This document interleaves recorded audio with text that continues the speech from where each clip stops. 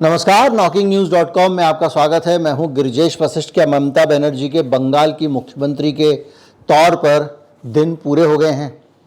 क्या ममता बनर्जी की विदाई का वक्त आ गया है? क्या केंद्र सरकार बंगाल में राष्ट्रपति शासन लगा देगी? आखिर मोदी के दिमाग में क्या है, दिल्ली के दिमाग में क्या है? मोदी बाबू को ममता बनर्जी गरज गरज के चुनौती क्यों दे रही हैं? हेमंता विश्वा शर्मा उछल क्यों रहे हैं? इन सारी चीज़ों को इस वीडियो से समझने में आपको मदद मिलेगी। और हम ये भी समझेंगे कि अगर मोदी जी वहाँ पर राष्ट्रपति शासन लगाना भी चाहें तो क्या ये मुमकिन है? कहीं मत जाइए, चैनल को सब्सक्राइब कर लीजिए। आज आप पूरा केस समझ जाएंगे कि किस तरफ बंगाल को ले जाने की कोशिश हो रही है। मैं अभी आया।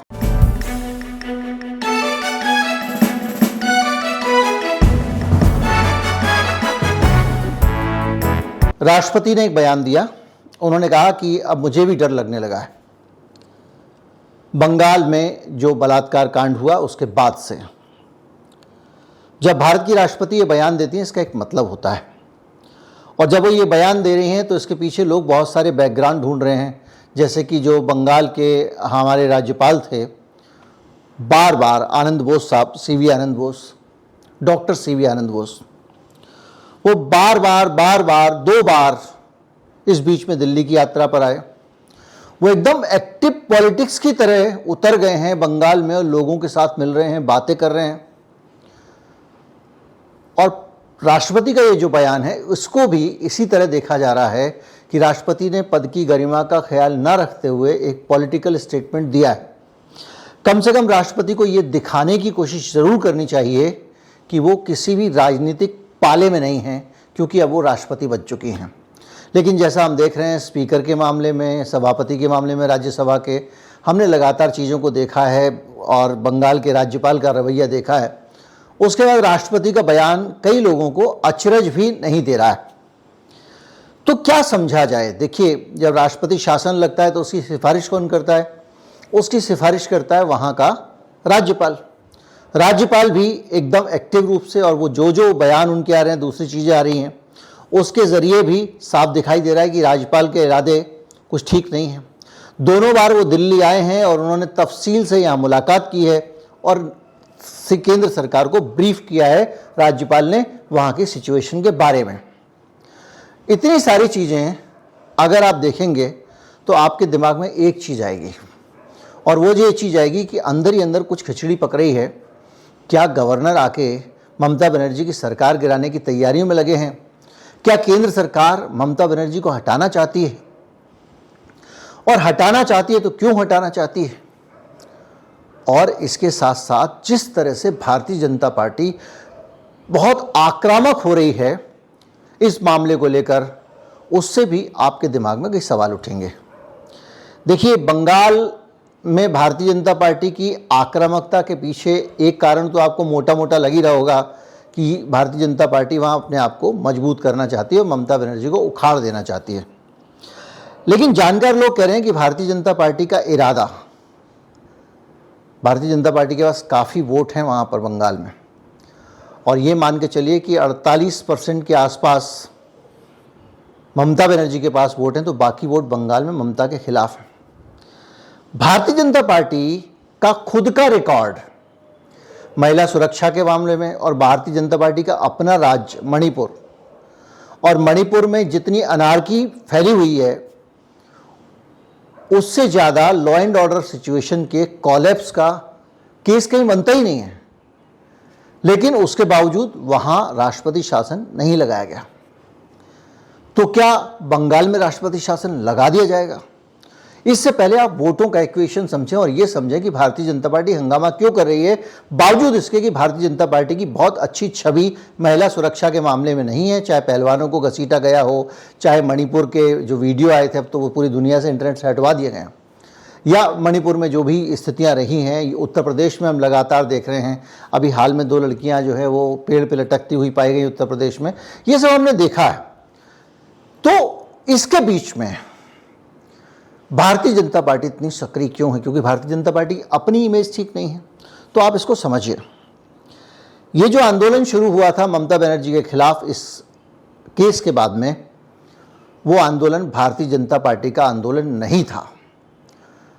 बंगाल की सिविल सोसाइटी, वहां के आम लोग सड़कों पर उतर आए थे और आक्रामक रूप से वो ममता बनर्जी को घेर रहे थे और नतीजा ये हुआ था कि ममता बनर्जी सकपका गई थीं, बैकफुट पे आ गई थीं। उनको सड़क पे उतरना पड़ा, सफाई देने की कोशिश हुई, बहुत सारी चीज़ें हुई। एक घबराई हुई ममता बनर्जी को हमने उस दौरान देखा।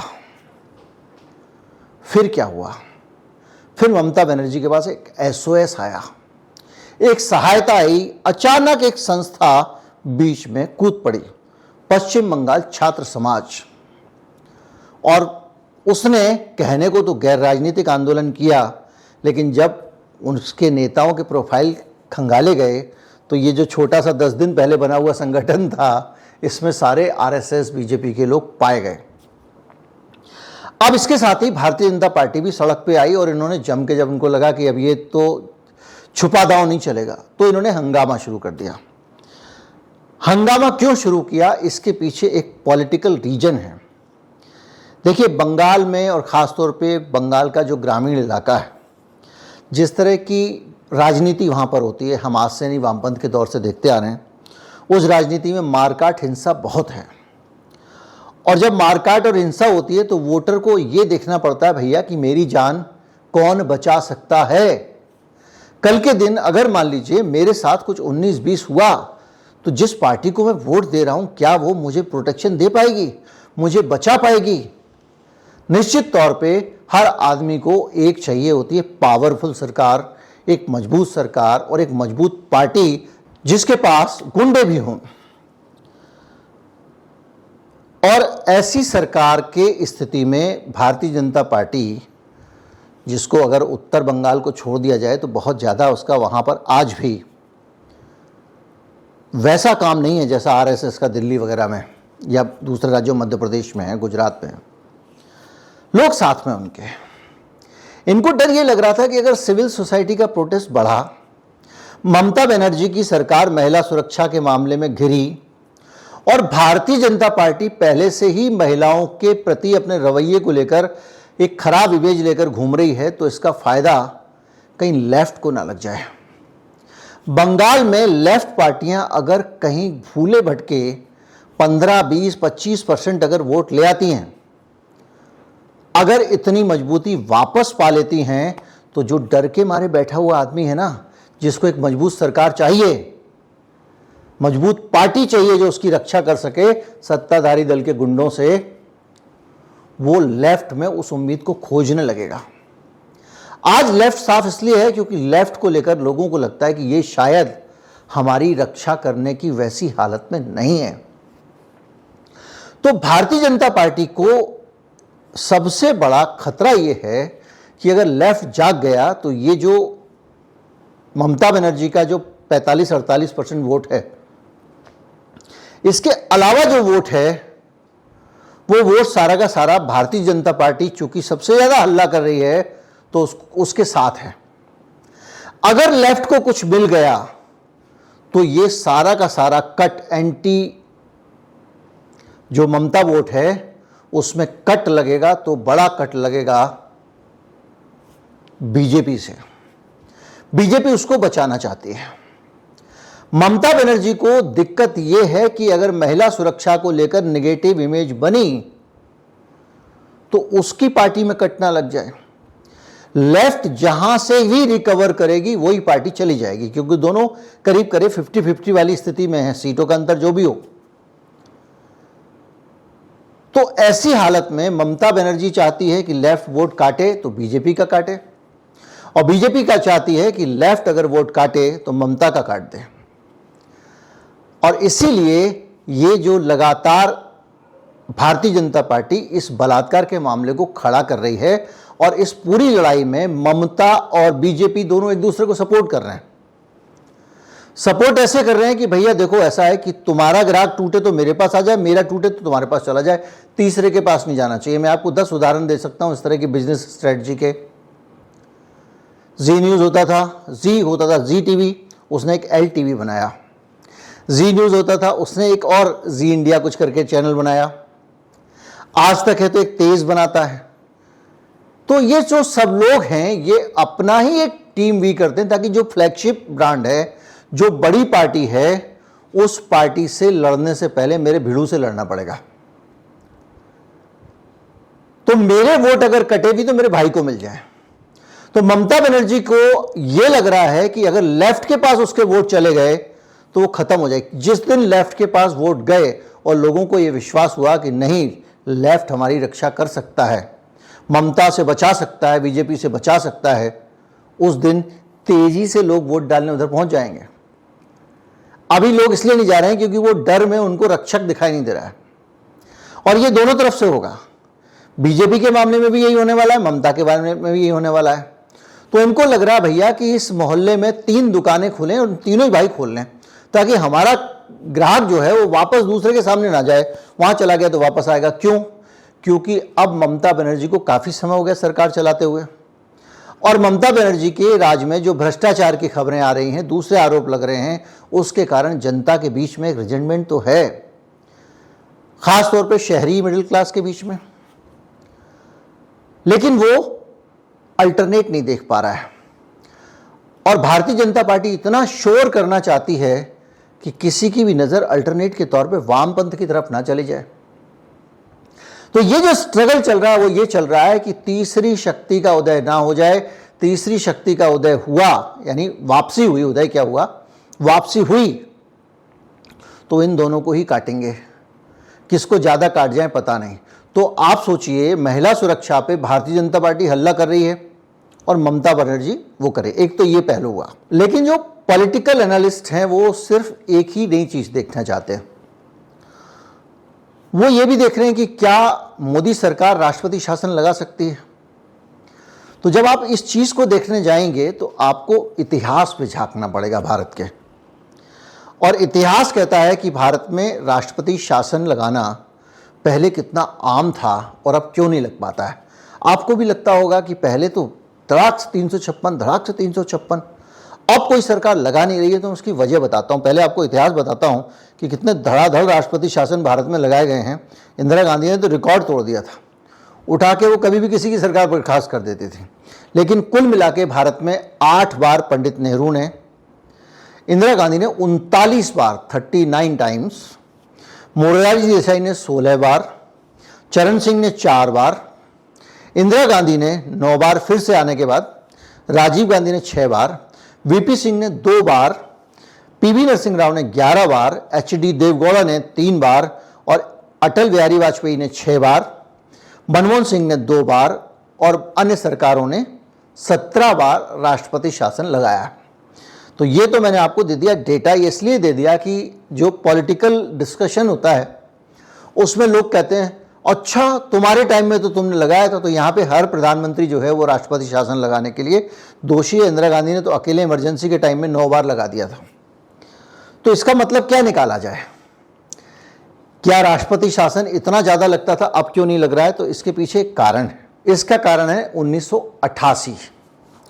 1988 में एक सरकारी आयोग बना और सरकारी आयोग की रिपोर्ट आई जिसमें भारत के संविधान के इम्प्लीमेंटेशन से जुड़ी हुई बहुत सारी गंभीर बातें डिस्कस की गई और उसमें 356 लगा के राज्य सरकार को गिरा देना एक बड़ा मसला था। इसके अगले ही साल एसआर बोम्मई की सरकार बर्खास्त कर दी गई। एसआर बोम्मई की सरकार को जब बर्खास्त किया गया तो वो हाईकोर्ट में गए। हाईकोर्ट ने कहा कि भाई ये तो राष्ट्रपति का अधिकार है कि वो किसकी सरकार रखें, किसकी गिरा दें। तो ऐसा होने के साथ ही एक बड़ा मसला खड़ा हो गया। तो क्या कभी भी किसी की भी सरकार जब चाहे राष्ट्रपति गिरा देगा? और राष्ट्रपति की स्थिति यह है कि राष्ट्रपति अपने मन से तो कुछ करता ही नहीं, कर ही नहीं सकता। राष्ट्रपति को जो भी काम करना है वो कैबिनेट की सलाह से करना है। यानी प्रधानमंत्री उनको सलाह दे देंगे, सरकार गिरा दो, सरकार गिरा देंगे। और गिरती चली आ रही थी, सैकड़ों बार सरकारें गिर चुकी थी। तो हाईकोर्ट ने कहा भाई राष्ट्रपति का अधिकार है। तो एसआर बोम्मई जो है वो चले गए सुप्रीम कोर्ट, कर्नाटक का केस है ये। सुप्रीम कोर्ट ने कहा कि ये जो 356 है इसका दुरुपयोग हुआ है। सुप्रीम कोर्ट में कहा उन्होंने। सुप्रीम कोर्ट ने कहा कि साहब इसमें अब हम इसको केस के तौर पर लेते हैं और इस केस में हम ये तय करेंगे कि क्या केंद्र सरकार को इस तरह से राष्ट्रपति शासन लगाने का हक है। तो इसके लिए कुछ कंडीशन, जो इसका मूल भावना निकली संविधान की, कि जब ये बनाया गया था कानून तो किस नीयत से बनाया गया था। तो पता चला कि इस नीयत से बनाया गया था कि भारत में अगर कोई राज्य अचानक कहे कि मैं भारत का संविधान नहीं मानता हूं, मैं राज्य हूं और मैं फेडरल स्ट्रक्चर से बाहर निकलता हूं, आज से स्वतंत्र राज्य रहूंगा। गुजरात मान लीजिए, मोदी जी पे ज़्यादा सख्ती होती और वो खड़े हो जाते, आज से गुजरात भारत से आज़ाद हुआ। या किसी राज्य में वामपंथी कम्युनिस्ट जो हैं, नक्सलवादी जो हैं, वो आए और कहें कि नहीं, आज से हम इसको कम्युनिस्ट देश घोषित करते हैं। तो ऐसी दशा को में जब कॉन्स्टिट्यूशन का ब्रेकडाउन हो जाए, संविधान की व्यवस्था भंग हो जाए, तो राष्ट्रपति शासन लगाना था।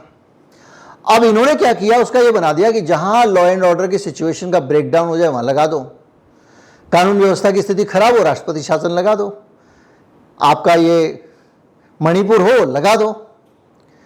लेकिन उसके बाद नहीं लगा। इसलिए नहीं लगा कि सुप्रीम कोर्ट ने पूरी समीक्षा को करने के बाद कहा कि भाई ये एक ऐसा विषय है जिसमें राष्ट्रपति लगा ले, लेकिन उसका रिव्यू, उसकी समीक्षा करने का अधिकार सुप्रीम कोर्ट को है। तो सुप्रीम कोर्ट संविधान के हिसाब से ये देख सकता है कि आपने ये राष्ट्रपति शासन लगाया है, ये सही लगाया या गलत लगाया है। ये जो चीज आई, जब ये बंदिश आई, ये लगाम आई, तो देश में राष्ट्रपति शासन लगने बंद हो गए। अब राष्ट्रपति शासन लगाते हैं तो बड़े उल्टे सीधे तरीके से लगाते हैं। भारतीय जनता पार्टी ने तो और अच्छा शॉर्टकट निकाल लिया। पहला शॉर्टकट ये निकाला कि किसी भी राज्य को केंद्र शासित प्रदेश घोषित कर दो, जैसे कश्मीर में किया। तो हमने राष्ट्रपति शासन लगाया नहीं, हमने तो केंद्र शासित प्रदेश बना दिया उसको। तो जब उसका स्ट्रक्चर ही बदल गया तो उस जगह पे राष्ट्रपति का शासन भी आ गया, लेकिन वो 356 के तहत नहीं आया। तो इस तरह के तरीके इन्होंने अपनाए। दूसरा तरीका उन्होंने अपनाया कि किसी राज्य में अगर कब्जा करना ही है तो एक शिंदे विंदे को तोड़ लो, ऑपरेशन कमल चला दो और अपनी सरकार बना लो। तो इस तरह से तो ये राज्यों में राष्ट्रपति शासन लागू कर रहे हैं। लेकिन अगर आज राष्ट्रपति शासन की सिफारिश बंगाल के केस में की जाती है तो सुप्रीम कोर्ट को इस सिफारिश की समीक्षा करने का अधिकार होगा। फिर सुप्रीम कोर्ट पूछेगा कि आपने मणिपुर में क्यों नहीं लगाया। सुप्रीम कोर्ट पूछेगा कि क्या कानून व्यवस्था की स्थिति का वाकई कोलैप्स कर गई थी। तो ये जो सारी चीजें होंगी, इसके बीच में आसान नहीं होगा ये साबित कर पाना कि बहुत जरूरी हो गया था। इसलिए राज्यपाल सरकार गिराने की कवायद में लगने से ज़्यादा राजनीति कर रहे हैं। इससे पहले धनखड़ साहब थे, वो भी वही कर रहे थे। अब तो आपने देख लिया होगा कि वो राज्यपाल का काम कैसे कर रहे होंगे, जैसे कि वो राज्यसभा में काम करे उसको देख के। तो जो सिचुएशन बन रही है वो ये बन रही है कि राष्ट्रपति शासन वहां पर लगाया नहीं जा सकता। पहली चीज, ममता को हटा नहीं सकते हैं, संविधान ये कहता है। दूसरी चीज, ममता को जोर शोर से उनके खिलाफ एक फील्डिंग चल रही है, लंबे समय से चल रही है। और वो फील्डिंग इसलिए चल रही है कि इनको अपना वजूद रखना है। बंगाल के लोगों को दिखता है कि भाई ये गुंडा बड़ा वाला है, ये हमारी रक्षा कर सकता है ममता बनर्जी से। ये तृणमूल के गुंडे हमारा कुछ नहीं बिगाड़ पाएंगे, बीजेपी हमारे साथ में। ये परसेप्शन देने के लिए लगातार काम कर रही है भारतीय जनता पार्टी। उधर ममता बनर्जी को राहत ये है कि अगर जैसे सिविल सोसाइटी का आंदोलन हुआ था, आम जनता सड़कों पर उतरी थी, वो आंदोलन अगर आगे बढ़ जाता, उस आंदोलन को अगर अलग अलग गतिविधियों से, हमलों से, दूसरी चीज़ों से नियंत्रित नहीं किया गया होता, या उस आंदोलन को ओवर पावर नहीं किया गया होता, ज़्यादा शोर के साथ भारतीय जनता पार्टी को उतार कर उस आंदोलन को दबाया नहीं गया होता, पुलिस लाठी गोली से तो दबा नहीं, तो शोर से दबा दिया, तो वो आंदोलन खतरनाक हो सकता था। भारतीय जनता पार्टी के साथ में एक और चीज़ है, बंगाल में इसकी बहुत ज़्यादा पकड़ नहीं है। जो वहाँ के डॉक्टर हैं वो आंदोलन ज़रूर कर रहे हैं, लेकिन जूनियर डॉक्टर जो हैं वो उसमें ज़्यादा शामिल हैं। जो वहाँ के सीनियर डॉक्टर हैं और जो वहाँ के जो पुराने डॉक्टर हैं, वो सब लोग आज भी आरजी कर हॉस्पिटल का जो चीफ था उसके साथ में, डॉक्टर घोष के साथ। और डॉक्टर घोष के साथ वो इसलिए हैं क्योंकि उनको ये लगता है कि भाई अगर एक घटना हो जाए तो ये इसने दबाया ही तो, इसने लीपापोती करके साखी तो बचाने की कोशिश की। लेकिन अच्छा, दूसरा ये भी तो होता है, हर राज्य में अलग अलग लॉबी होती है, तो वहाँ पर तृणमूल की एक डॉक्टरों के बीच में बड़ी लॉबी है। इसी तरह से सिविल सोसाइटी में भी उसका एक इन्फ्लुएंस है।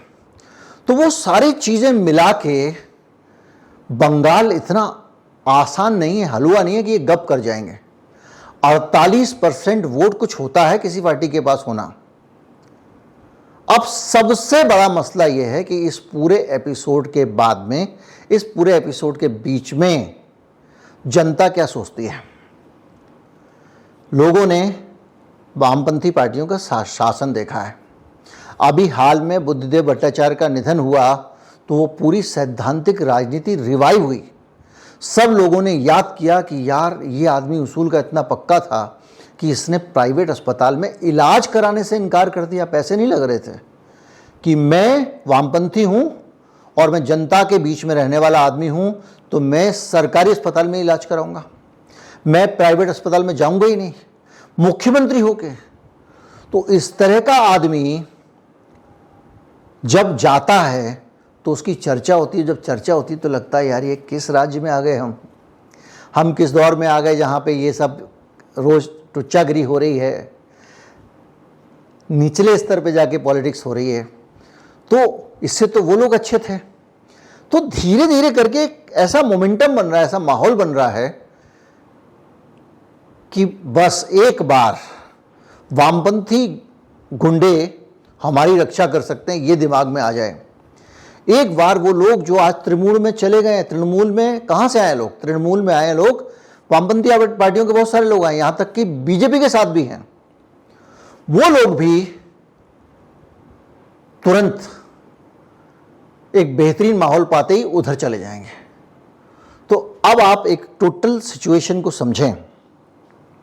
निचोड़ ये निकलता है कि राष्ट्रपति शासन लगाने की मोदी जी की शक्ति नहीं है। अगर लगाएंगे तो बहुत कुछ साबित करना पड़ेगा सुप्रीम कोर्ट में। और जिस तरह के आजकल सुप्रीम कोर्ट के फैसले आ रहे हैं, जिस तरह से पीएमएलए पे कह दिया गया, इसका मतलब ये नहीं है किसी को भी उठा के आप जेल में डाल दो। रोज रोज कुछ हो रहा है। ऐसी स्थिति में अनसेफ हो जाएगा मोदी जी के लिए, पहली चीज़। और मोदी जी ऐसा तो करेंगे नहीं कि विद्रोह करके बांग्लादेश की तरह सुप्रीम कोर्ट के खिलाफ अपने कैडर को खड़ा कर दें। लेकिन वो ये माहौल जरूर बना रहे हैं। और इसमें भी सबसे बड़ी चीज़ जो है वो ये है, बंगाल में जो है तो है, बंगाल के नाम पर पूरे देश में ममता के विरोध के नाम पर, ममता को मुसलमान हितैषी बताकर पूरे देश में ये कंसोलिडेट कर रहे हैं। उसको हिंदू विरोधी घोषित कर दिया है और उसके खिलाफ जो भी कार्रवाई करते हैं उससे इनका जो वर्कर है पूरे देश में वो उनके साथ जुटता है, पक्का हो जाता है, भक्तों की भक्ति और मजबूत हो जाती है। तो ये भी ये गेन कर रहे हैं। तो सीधी सी बात यह है कि राष्ट्रपति शासन लगाने से रहे, एक चीज़। दूसरा, ये कुल मिला के इनको फिक्र सिर्फ इस बात की है कि बंगाल में इनकी ज़मीन नाच जाए, क्योंकि जो एंटी ममता वोट है वो सारा का सारा बीजेपी के पास में है। जिस दिन एंटी ममता वोट लेफ्ट के पास चला गया या एंटी कम्युनल वोट, तो उस वक्त ममता बनर्जी उखड़ जाएंगी। और जिस दिन एंटी कम्युनल वोट ममता को छोड़ के लेफ्ट के पास चला गया, उस दिन ममता उखड़ जाएंगी। इसीलिए कम्युनलिज्म को इस लेवल पे ले जाओ, सांप्रदायिकता को इस स्तर पे ले जाओ कि सांप्रदायिकता से नफरत करने वाले लोग दूर चले जाएं। और जैसे ही वो एकजुट होंगे और उनको लगेगा कि सांप्रदायिकता का विरोध ममता बनर्जी अच्छे से नहीं कर पा रही है, लेफ्ट करेगा, तो लोग उधर चले जाएंगे। इसीलिए आपने ममता को देखा होगा कि सांप्रदायिकता के खिलाफ लगातार लड़ती है। उसको पता है कि अगर जनाधार गया तो दिक्कत हो जाएगी, क्योंकि लेफ्ट में जो खोया है वो लेफ्ट वापस पाने की स्थिति में है। तो राजनीतिक मजबूरियां पहली चीज़। और बंगाल में अगर राष्ट्रपति शासन लगाया तो इनकी बाकी देश में जो छवि है, इनके अपने वोट तो और पक्के हो जाएंगे, लेकिन इनकी छवि जो है वो तानाशाह वाली सामने आएगी। क्योंकि सब लोग सवाल पूछेंगे, मणिपुर में तो तुमने कुछ नहीं किया, यूपी में तो तुमने कुछ नहीं किया, असम में तो तुमने कुछ नहीं किया, तो बंगाल में कैसे राष्ट्रपति शासन लगा दिया? मणिपुर से बड़ा तो कोई केस नहीं हो सकता। पूरे राज्य की कानून व्यवस्था मुख्यमंत्री के काबू से बाहर है। मुख्यमंत्री का अपना घर खतरे में है, इनके नेताओं के घर जलाए गए वहां पे। तो कुल मिला के ये सीन जो बनता है उसका निचोड़ यह है कि राष्ट्रपति शासन अभी लगता नहीं दिख रहा है, और इस राष्ट्रपति शासन के नाम पे जो हवा बांधी जा रही है वो आपके सामने दिख रही है। लेकिन अफसोस इस बात का है कि राष्ट्रपति, राज्यपाल जैसे पद संवैधानिक पद हैं, इनका राजनीतिक उपयोग नहीं होना चाहिए, बयानबाजी राजनीतिक नहीं होनी चाहिए। अब तो देखता हूँ मंत्रालय का जैसे ऑफिशियली बयान भी आ रहा है कहीं किसी मामले में, जैसे एक ट्रेन के मामले में आया अभी, तो वो भी बयान जो है वो पॉलिटिकल बयान आ रहा है। भाई रेल मंत्री बोल रहे पॉलिटिकल बात, समझ में आता है। रेल मंत्रालय ट्वीट कर रहा है कि इसको ज़्यादा पॉलिटिकल मत बनाइए और आप लोगों को गुमराह मत कीजिए। ये सब भाषा मंत्रालय की भाषा होती है, लेकिन है तो जो भी है अच्छा नहीं लग रहा है। कम से कम अब राष्ट्रपति जिस तरह से उतर रही है तो बिल्कुल अच्छा नहीं लग रहा है, क्योंकि राष्ट्रपति ने अगर संवेदना दिखाई होती तो देश के बहुत सारे मामलों में दिखाई होती। जिस मामले में मोदी जी सीधे टिप्पणी नहीं कर पाया, मोदी जी ने भी हाल में टिप्पणी की थी, घुमा फिरा कर की थी कि बेटियों की चिंता के लिए, उन्होंने भले ही बंगाल पे की थी, उस मामले पर राष्ट्रपति सीधे टिप्पणी कर रही हैं। ये अपने आप में बहुत सोचने वाला विषय है, और ये अब एक गलत पैटर्न की शुरुआत करता है। राष्ट्रपति वो होना चाहिए जिससे, देखिए अब मोदी सरकार के खिलाफ ज्ञापन देने विपक्ष भी जाएगा राष्ट्रपति के पास, राज्यपाल के पास भी विपक्ष के नेता जाते हैं मुख्यमंत्री के खिलाफ। तो एक संदेश ये नहीं जाना चाहिए कि भाई ये राष्ट्रपति और राज्यपाल जो है उनकी तरफ है, या स्पीकर उनकी तरफ है, या सभापति उनकी तरफ है। ये लोकतंत्र के लिए बेहद खतरनाक ट्रेंड है, क्योंकि अगर वहाँ से विश्वास उठ गया तो लोग फिर दूसरे रास्ते अपनाने लगेंगे, वो गलत हो जाएगा। उम्मीद करता हूँ वीडियो आपको अच्छा लगा होगा। अच्छा लगा हो तो ज़्यादा से ज़्यादा लोगों तक पहुँचाएं, चैनल को सब्सक्राइब कर लें। नमस्कार, जय हिंद।